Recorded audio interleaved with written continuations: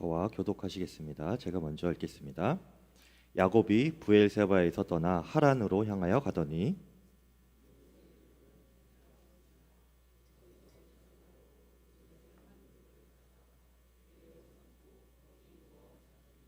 꿈에 본즉 사닥다리가 땅 위에 서 있는데 그 꼭대기가 하늘에 닿았고 또 본즉 하나님의 사자들이 그 위에서 오르락 내리락 하고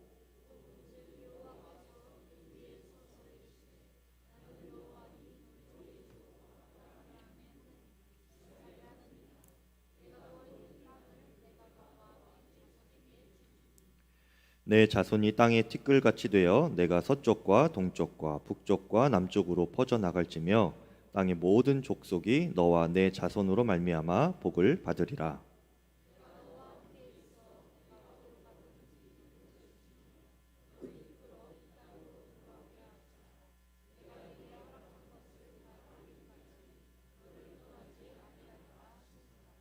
야곱이 잠에서 깨어 이르되 여호와께서 과연 여기 계시거늘 내가 알지 못하였도다.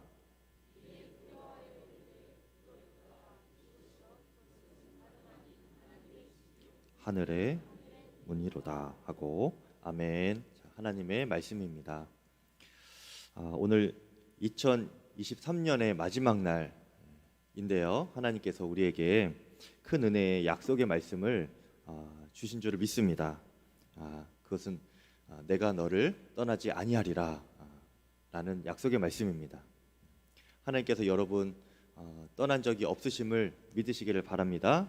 또 앞으로도 여러분을 떠나지 않으시는 그 하나님이심을 여러분 꼭 기억하실 수 있기를 바랍니다.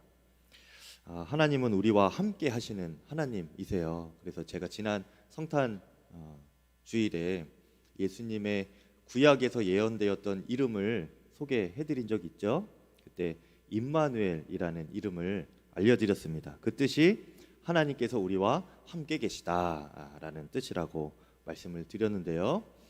여러분 어떻게 함께 하신다고 했습니까?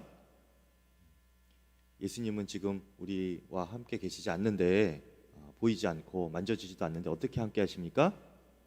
그렇죠. 성령으로 예수님의 영이신 성령으로 우리와 함께 하시는 거예요. 그래서 2024년 새해에도 여러분 성령께서 함께 하시는 그 충만한 한 해가 되기를 축복합니다. 그런데 우리 하나님께서 우리와 그렇게 함께 계시면서 유독 더 함께 하시겠다고 이렇게 강조하시고 약속해 주실 때가 있어요.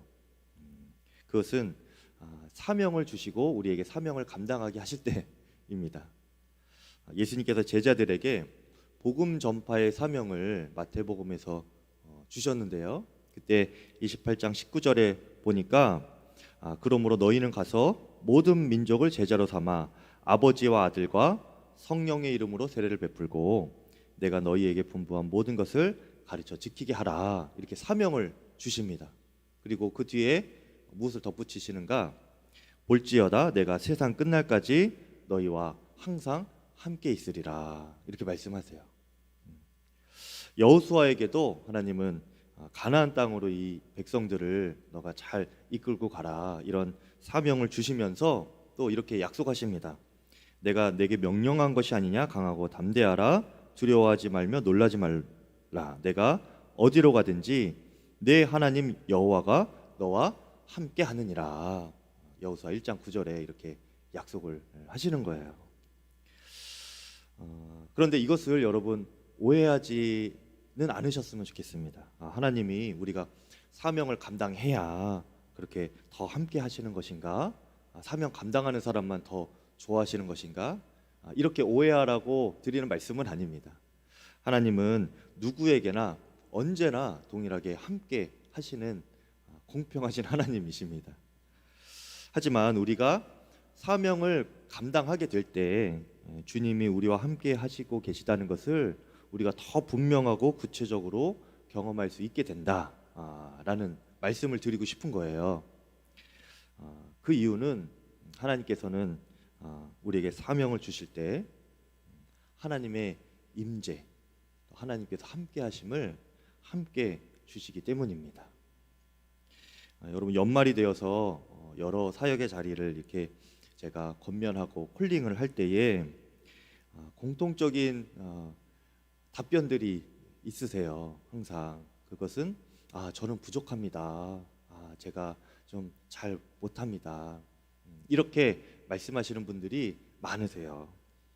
그런데 이것이 참 자연스러운 반응입니다. 좋은 반응이기도 해요, 사실은. 제가 목사님 능히 감당할 수 있습니다. 저에게 이것을 시켜주십시오. 저 아니면 요거는 안 될 것 같습니다. 제가 한번 요거를 해보겠습니다. 이렇게 오시는 분은 사실은 제가 부담스러워요. 이거 정말 이렇게 좀 맞게 드려야 되나 말아야 되나. 그런데 목사님 제가 부족하지만 한번 해보겠습니다. 이렇게 하시면은 제가 오히려 마음이 놓입니다. 이분이 진짜 못하시는 분이구나 이렇게 생각 안 하고요. 이분이 준비가 다 되었구나. 나의 부족함을 돌아보고 또 주님을 의지할 마음이 있으시는구나. 그거면 되는 거죠. 그렇죠? 그거면 사명 감당할 자격이 되는 것입니다. 그리고 무엇보다 중요한 것은요, 우리 주님도 우리가 아직 준비가 안 되어 있다는 것, 또 우리가 연약하고 부족하다는 것을 우리 주님도 아신다는 거예요. 네. 우리가 부족하다는 것을 주님이 이미 다 아시면서도 우리를 부르시는 것입니다. 그 이유는 주님께서 우리를 준비시켜 주실 것이기 때문에 그래요. 어떻게? 주님이 우리와 함께 하시면서 우리를 준비시켜 주시는 것입니다. 이사야서 64장 8절에 보니까 토기장이 이야기가 나오는데요. 그러나 여호와여 이제 주는 우리 아버지이시니이다. 우리는 진흙이요 주는 토기장이시니 우리는 다 주의 손으로 지으신 것이니이다. 이런 고백을 이사야가 하는데 이것이 우리의 고백이기도 합니다. 여러분, 그릇은 자기 스스로 만들 수 없죠. 이 그릇은 토기장이의 손으로 이 토기장이가 생각한 그 쓰임에 맞게 이렇게 빚어지는 거예요. 만들어지는 것입니다. 그러니까 하나님이 토기장이시고 우리는 그 만들어진 그릇이라고 생각하시면 되는 겁니다. 만일 우리가 하나님의 뜻을 받아서 이루어갈 그릇이 나는 못 된다 이렇게 생각이 된다면 걱정할 필요가 없는 거예요. 왜냐하면 토기장이신 하나님께서 우리를 하나님의 뜻에 맞게 세우신 부르신 그 뜻에 맞게 합당한 그릇으로 빚어 가실 것이기 때문입니다. 나는 아직 그릇이 아닌데요. 그러니까 하나님이 함께 하시면서 빚어 가시겠다는 거예요. 그러니 우리가 스스로 부족하다고 해서 주의 사명을 감당하지 못할 이유가 없는 겁니다. 주께서 함께 하시면서 우리를 합당한 그릇으로 계속 빚어 나갈 것을 우리가 신뢰하면서 믿음으로 반응하면 되는 것이에요. 우리가 그것을 오늘 야곱을 보면서 알 수 있는데요. 오늘 야곱은 형 에서의 그 장자권도 빼앗고 가로채고 또 장자의 축복도 가로챘죠. 그리고 지금 도망갑니다. 브엘세바에서 하란까지 이제 도망가는 길인데 어느 정도 거리가 되는가 하면 900km 정도예요. 900km 정도. 그러니까 거의 이제 한반도 정도보다 조금 안 되는 거리를 가야 되는 거죠. 그 정도를 계속 이제 걸어서 가야 되니까 몇 날을 이렇게 가야 되는 것이고 중간에 이제 유숙도 해야 되겠죠.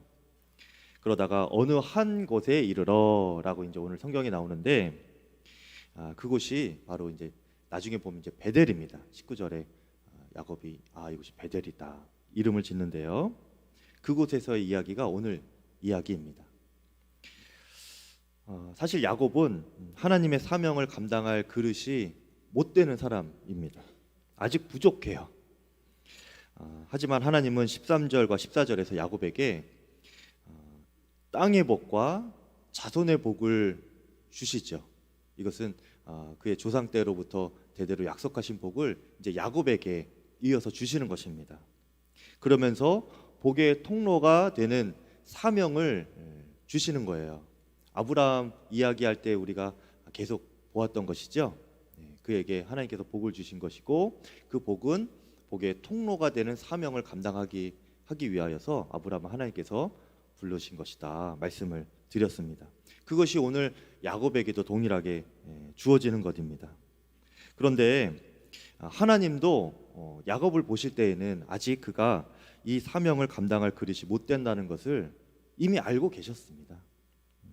그래서 하나님께서 그 13절 14절에서 복을 주시고 사명을 주시고, 그 다음에 15절에 보니까 내가 너를 떠나지 아니하리라 또 이렇게 말씀을 해주세요. 그러면서 하나님의 임재를 약속해 주셨는데요. 근데 자세히 보면 그 내용이 하나같이 다 하나님 본인이 자신이 다 하시겠다 하는 내용입니다. 내가 너와 함께 있어 네가 어디로 가든지 너를 지키며 너를 이끌어 이 땅으로 돌아오게 할 것이다. 내가 너에게 허락한 것을 다 이루기까지 너를 떠나지 아니하리라. 하나님께서 이렇게 말씀을 하셨죠. 그러니까 우리에게 어떤 사명이 주어지면, 또 우리가 사명을 감당하다 보면 때로는 그 사명이 우리에게 무거운 짐으로 여겨질 때가 있기는 합니다. 하지만 그것이 나에게 가장 큰 복이구나 이렇게 생각하실 수 있기를 바랍니다. 왜냐, 그 사명을 주시는 하나님께서는 사명만 딸랑 우리에게 주시는 것이 아니고 하나님께서 우리와 함께 하시고 지켜주시고 우리를 빚어주시고 훈련시켜주시고 준비시켜 주시면서 우리에게 감당할 능력을 주실 것이기 때문입니다. 그러니까 사명이 왔다 하는 것은 하나님께서 나와 함께 하시는 것이구나, 이 사인이라고 보시면 되는 거예요. 이것을 더 구체적으로 내가 경험할 수가 있는 것이구나, 이것을 내가 믿음으로 붙잡아야 한다는 것입니다. 그러니 여러분, 하나님께서 나와 함께 하시는 것이 가장 큰 복인데 사명은 나에게 복된 것이다 이렇게 말할 수가 있는 것이죠. 여러분, 우리가 하나님과 이렇게 함께 주어지는 이 사명을 새해에는 더욱 기쁨으로 감당하실 수 있기를 간절히 축복합니다. 우리가 생각하기에 이 사명을 감당하다가 이 사명을 벗어버리면 속이 시원할 것 같죠. 그런데 오히려 반대일 수 있습니다. 여러분, 재작년 송구영신 예배 순서지에 실린 글이 하나 있어요. 근데 그래서 제가 이렇게 쭉 읽다가 굉장히 영감 있는 글이어서 여러분에게 소개해 드리려고 합니다. 거북이 이야기인데요, 우화예요. 자기 등에 무거운 껍질을 달고 있는 것이 늘 불만이었던 이 거북이가 한 마리가 있었습니다. 이 거북이는 이제 등껍질을 굉장히 좀 부담스러워하다가 좀 잠시 잊어버리면서 또 일상생활을 했는데, 그러다가 또 어느 날 이제 토끼를 보면 나도 이 등에 등껍질만 없으면 저 토끼처럼 저렇게 빠르게 뛰어다닐 수 있을 텐데, 그렇게 생각을 하는 거예요. 또 옆으로 이제 새가 날아가는 것을 이렇게 보게 되면 이 거북이가 나도 이 등껍질만 없으면 저 새처럼 훨훨 날아다닐 수 있을 텐데 하면서 늘 불만을 가지고 또 등껍질을 무거운 짐으로만, 이렇게 부담스러운 것으로만 여기고 있었죠. 그러다가 어느 날 이제 이 거북이가 마음을 굳게 가지고 하나님께 찾아갔다고 합니다. 그래서 하나님, 도대체 저는 토끼처럼 빨리 뛸 수도 없고 새처럼 이렇게 날 수도 없으니 정말 못 살겠습니다. 이 등껍질만 없으면 내가 다 할 수 있을 것 같은데 이 등껍질 좀 벗겨주시기를 바랍니다. 이렇게 하나님께 찾아온 거예요. 때를 쓰는 겁니다.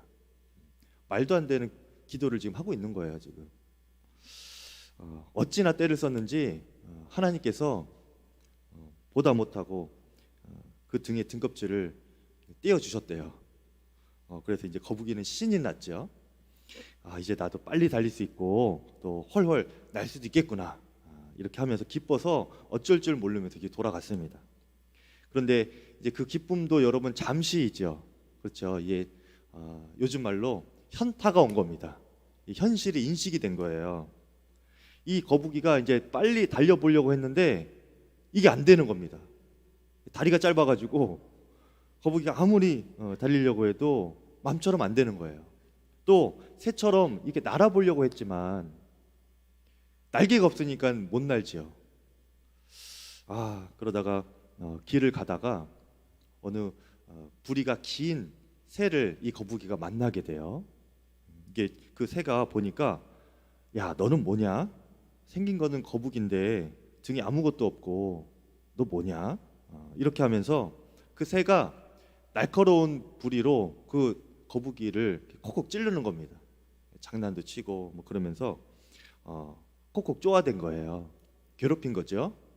근데 이 거북이가 평소 같았으면 그런 것은 아무것도 아니었거든요. 딱딱한 등껍질로 그렇게 딱 막을 수가 있었는데 아무 아픔을 느끼지 않을 수 있었는데 지금은 그렇게 콕콕 찌를 때마다 살도 찢어지고 피가 나고 너무나 아픈 거예요. 괴로운 거예요. 피가 줄줄 흘러요. 그래서 아주 그냥 그 짧은 다리지만 있는 힘을 다해서 도망을 쳤습니다. 그런데 이번에는 사나운 맹수를 만나게 돼요. 이 거북이가 이 당황을 했습니다. 그리고 얼떨결에 등껍질에 쏙 숨어버려요. 있는 줄 알고. 근데 등껍질이 없잖아요. 그래서 이게 손발이 딱 움크러들고 이렇게 굉장히 볼품없는 이제 모습이 된 겁니다. 그러니까 이 맹수가 옆에서 보면서 그 괴상한 몸짓만 이렇게 거북이가 하고 있으니까 너 뭐냐? 그러면서 결국은 이 거북이를 잡아먹었다고 해요. 여러분, 이 거북이 같은 성도님들이 있다고 합니다. 신앙생활이 짐이 되고 사명이 짐이 된다는 거예요. 기도가 짐이 되고 전도가 짐이 되고 봉사하는 것이 짐이 되고, 그래서 이 짐을 다 어서 벗어버렸으면 좋겠다 이렇게 생각하는 생각을 하곤 합니다. 그러나 이러한 것들을 걷어내는 것은 거북이에게 등껍질을 벗겨내는 것과 같은 것입니다. 벗겨놓으면 편할 것 같은데 마음대로 그렇게 편하게 살아갈 수 있을 것 같은데 그런데 막상 그렇게 하면 마귀는 순간 달려와서 그렇게 벗겨진 부위를 쪼아대면서 괴롭히는 거예요. 영적인 치명상을 입히는 거죠.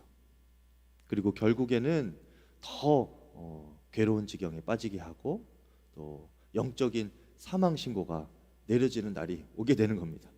우는 사자와 같이 돌아다니는 그 사단 마귀에게 잡아먹히게 되는 것이죠. 여러분, 영감 있는 우화 아닙니까? 여기까지 그 순서지에 이렇게 적혀 있었는데요.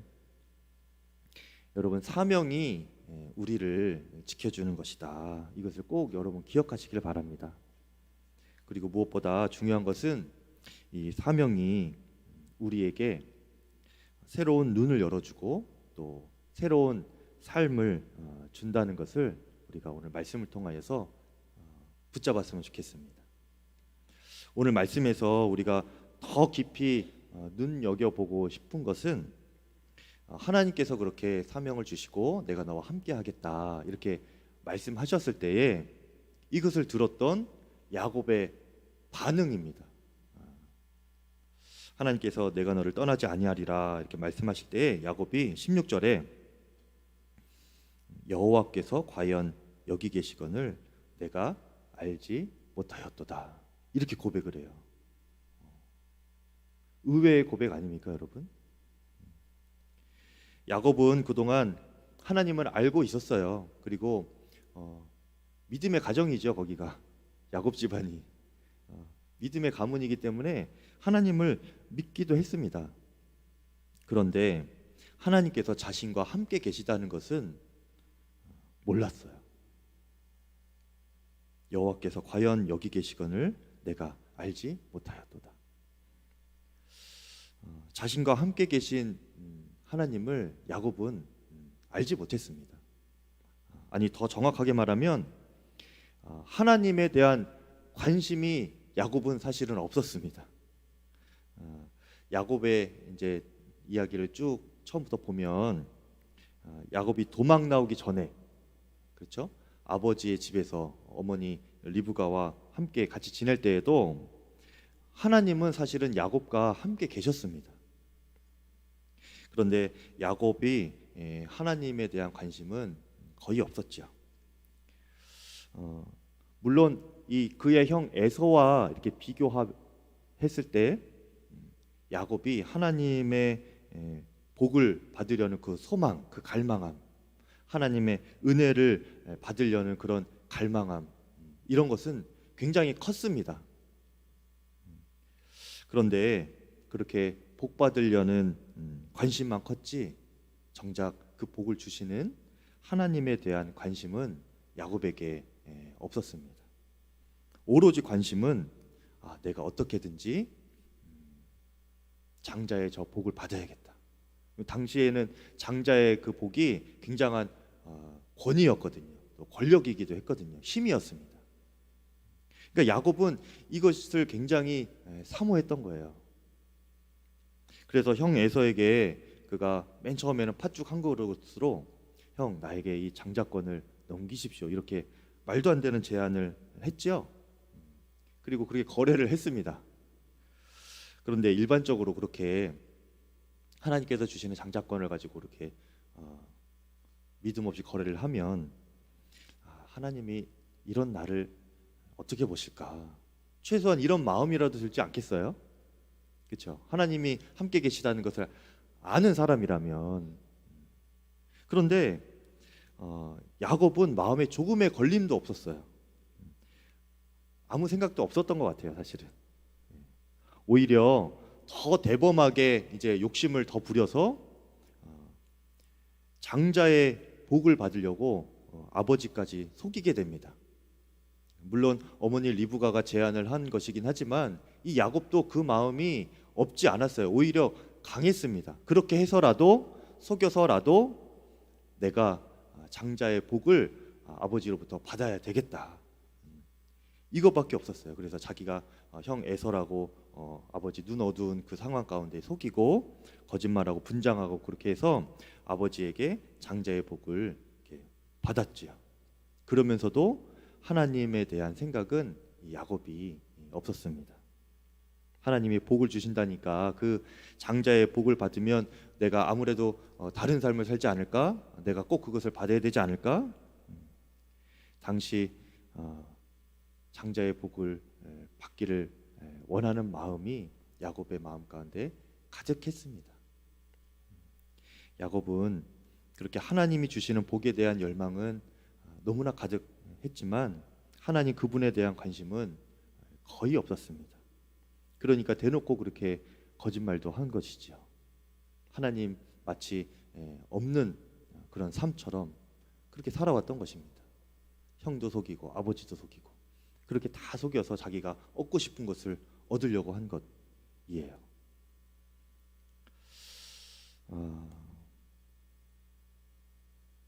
여러분, 우리가 한 해를 보내고 또 새해를 맞이하는 이 시점에서 오늘 이 야곱을 여기까지의 야곱만 보고 우리가 중간에 한번 결단을 했으면 좋겠는데, 무엇인가, 하나님, 제가 야곱처럼은 살지 않겠습니다. 이제는 하나님 한 분이면 충분합니다. 주님이 주시는 복보다 주님을 더 사랑하는 자가 되겠습니다. 이렇게 우리가 결단을 했으면 좋겠습니다. 함께 해볼까요, 여러분? 네. 하나님, 주님이면 충분합니다. 주님이 주시는 복보다 주님을 더 사랑하겠습니다. 네, 우리가 그런 새로운 삶으로 믿음의 눈이 열리고 우리의 삶이 그렇게 들어가기를 축복합니다. 이 결단을 이루기 위해서 우리에게 사명이 도움이 된다는 거예요. 야곱은 이전까지만 해도 그렇게 자신만을 위하여서 살았던 사람입니다. 그리고 그의 삶에 하나님의 임재는 필요 없었고요. 하나님의 복만 있으면 되었던 것이었죠. 그런데 이 야곱이 오늘 주의 사명을 이렇게 받았을 때에 비로소 하나님의 임재에 대한 인식이 생긴 거예요. 아, 내가 그동안 하나님 없이 살아왔구나. 정말 하나님 없는 자처럼 살아왔구나. 하나님 외에 다른 것을 구하면서 그렇게 살아왔던 것이 나의 삶이었구나. 이것을 이제 인식하게 돼요.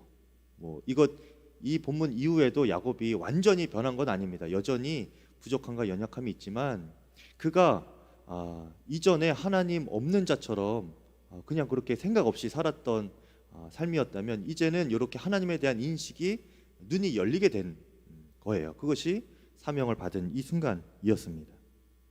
여호와께서 과연 여기 계시거늘 내가 알지 못하였도다.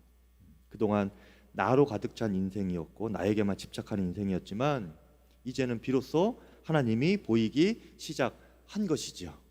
이 믿음의 눈이 우리에게 다 열리기를 축복합니다. 그리고 그렇게 사명과 함께 주어지는 하나님의 임재에 대한 눈이 열렸을 때에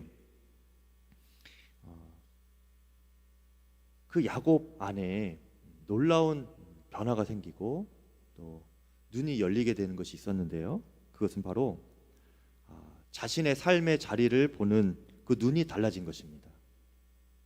17절에 보니까 하나님의 집이요 하늘의 문이로다, 그렇게 고백을 하거든요.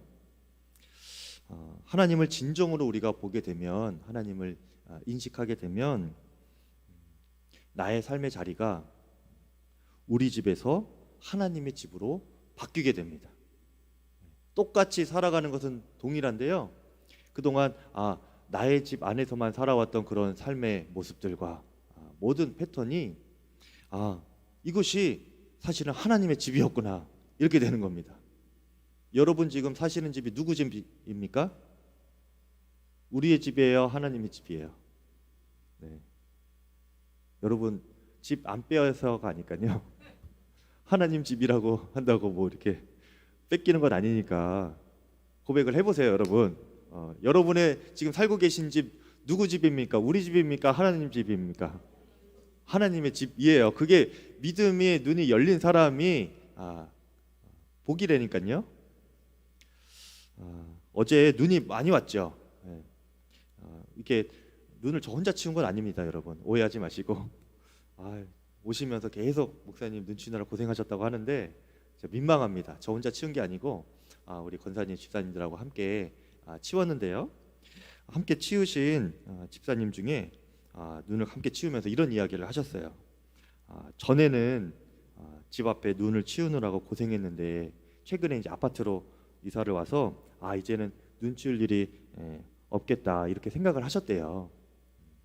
그런데 그 대신에 이제는 교회의 눈을 치우게 됐다고 하면서 이렇게 즐거워하시더라고요. 네, 정말 즐거워하셨습니다. 여러분 자기 집 앞에 눈을 치우는 것처럼 즐겁게 하셨어요. 여러분 그런데 그 집사님이 교회의 눈을 왜 치워야 됩니까? 자기 집도 아닌데 왜 치워야 돼요? 그분에게는 교회가 나의 집인 것입니다. 하나님을 보는 눈이 그 안에 있기 때문에 그렇죠. 나의 집은 하나님의 집이고 하나님의 집은 나의 집이 되는 것입니다. 오늘 야곱이 그 눈이 열리는 거예요. 주님이 나와 함께 계셨었구나, 이것을 알게 되니까 지금 자기가 있는 그 삶의 터전이, 삶의 자리가 이곳이 하나님의 집이었구나, 이것이 되는 것입니다. 그래서 나를 위해서만 살지 않고 주를 위해서 살게 되고 또 주님께서 주신 사명을 감당하며 살아가게 되는 거예요. 그런 인생에게 하나님께서 동시에 열어주시는 눈이 또 하나가 있는데요, 바로 하늘의 문을 보는 눈입니다. 이곳이요 이것은 다름 아닌 하나님의 집이요 이는 하늘의 문이로다, 이렇게 고백했죠. 여러분 하늘의 문이라는 것이 무엇입니까? 교회 문을 열면 교회당이 보이죠. 여러분 집 현관문을 열면 집 안으로 들어가게 되는 것이죠. 하늘의 문을 열면 어디가 나올까요? 천국이 나오는 겁니다. 하늘이 열리는 거예요. 우리가 이 땅에 살면서 하늘과 연결되는 그런 삶을 살게 된다는 것입니다. 그동안 야곱은 자기의 꾀 그리고 자기의 능력대로 자기에게 주어진 어떤 인맥, 어머니가 가장 큰 인맥이었죠. 동원해서 자기 나름대로 그냥 그렇게 이 땅에서 그래도 나름 성공하면서 얻을 것 얻으면서 그렇게 살아왔던 삶이에요. 그리고 앞으로도 좀 그렇게 사는 것이 없지는 않습니다. 그런데 많이 달라지긴 해요. 그런데 오늘 무슨 문이 열렸냐? 내가 이제는 내 수준으로만 사는 것이 아니구나. 더 이상 내 노력으로만 사는 것이 아니라 마치 뜻이 하늘에서 이루어지는 것 같이 땅에서도 이루어지는 것처럼 내 삶 가운데도 하나님의 뜻이 이루어지는 그 역사가 일어나게 되는구나. 이것을 깨닫게 되는 거예요. 예수님께서 우리에게 가르쳐 주신 주기도문이 그 내용입니다, 여러분. 우리가 그것을 그냥 암기해서 매번 고백하는 것이 아니고요. 이 믿음으로 우리가 고백하는 것입니다. 하늘의 문이 열렸구나. 하늘의 뜻이 내 삶 가운데 이루어지는 것이구나. 내 삶은 나만의 삶이 아니고 이 땅에서만의 일이 아니고 하늘의 뜻이 이 땅에서 이루어지는 것이구나. 그것이 내 삶 가운데도 일어나는 것이구나. 이것을 아는 것입니다. 여러분, 하늘과 연결된 삶을 새해에는 정말 그렇게 살아보시기를 축복합니다. 제가 오늘 이 한 해의 마지막 주일을 맞이하면서 이 주일 말씀으로 이 사명 이야기를 해서 여러분들이 마음의 부담으로 여기실 수도 있겠지만 저는 이것이 하나님께서 우리에게 주신 말씀이라고 믿습니다. 그래서 다른 설교로 바꾸지 않고 이 설교를 끝까지 준비해서 여러분에게 전하는 거예요. 하나님께서 우리와 함께 하시고 절대 떠나지 않으십니다. 이것이 가장 큰 복이에요, 우리에게. 그런데 성도님들 중에는 이 가장 큰 복을 충만하게 누리며 살아가는 분이 많지 않습니다. 하나님께서 우리와 함께 계신데도 분명히 떠나지 않고 계심에도 불구하고 그것을 알지도 못하고 함께 계신 은혜와 복을 누리지도 못하고 그렇게 살아가는 성도님들이 많아요. 하나님을 믿는다고 하면서 교회 다닌다고 하면서 하나님을 모르지 않고 안다고 하면서도 만약에 여러분의 마음 가운데 지금까지 내가 야곱처럼 그렇게 하나님에게는 그렇게 관심이 없는 삶은 아니었나? 오늘 이 말씀을 듣고 하나님께서 나와 함께 계셨었군요. 이것이 비로소 깨달아지는 분이 계시다면 여러분 아직 늦지 않았습니다. 사명을 감당해 보시기를 바라요. 기도의 사명, 헌신과 봉사의 사명, 전도의 사명, 여러 사명이 있어요. 그런데 여러분 오해하지 마세요. 제가 여러분 뭘 하시라 강요하는 것 아닙니다. 지금 어디 사역 훈련하는 거 아니죠? 예배 가운데 말씀을 전하는 것입니다. 핵심은 함께 하시는 주님을 여러분이 정말 믿고 누리셔야 한다는 거예요. 그 복을 여러분들이 받으셔야 한다는 것입니다. 그것을 위하여서 여러분 필요하다면 사명을 감당해 보시라는 말씀이에요. 그러지 않고서도 여러분들이 정말 주님을 바라볼 수 있고 함께 계시는 주님으로 인하여 힘을 얻고 정말 살아있는 믿음으로 살 수 있다면 여러분 사명 감당 안 하셔도 됩니다. 중요한 것은 사명 감당하는 것이 아니고 하나님을 여러분이 더 인식하고 그 하나님으로 인하여서 여러분이 만족하고 복을 누리는 거예요. 그것이 먼저입니다. 하나님께서는 그것을 위하여서 여러분에게 사명도 주시는 거예요. 그러니 여러분 필요하다면 그 사명을 감당해 보시기를 축복합니다. 그렇게 하나님께서 함께 하시고 하늘과 연결된 새로운 삶을 맞이하시는 귀한 한 해가 되시기를 간절히 축복합니다. 우리 함께 찬양하시고 기도하겠습니다. 네 주를 가까이 함께 찬양하실 텐데요. 하나님, 저희가 주님과 더 가까이 가게 하여 주십시오. 함께 계신 주님을 더 알게 해 주십시오. 그런 마음으로 함께 찬양하겠습니다.